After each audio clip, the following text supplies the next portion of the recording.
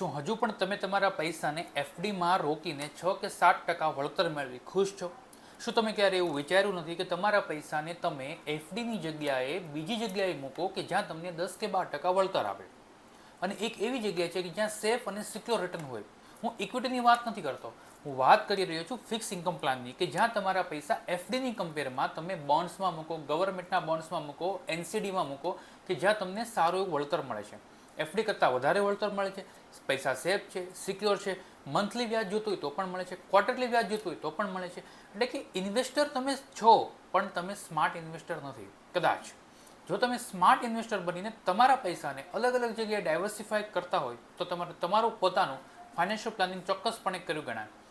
જો તમે તમારા પૈસાને ડાયવર્સિફાય કરવા માગતા હો, જો તમારા પૈસાને તમે વધારવા માગતા હોય, તમને એમ હોય કે થોડા એવા પૈસાને હું વધારે ડાયવર્સિફિકેશન કરીને સારું એવું વળતર મેળવવું છે, તો નીચે આપેલા નંબર ઉપર કોન્ટેક્ટ કરો.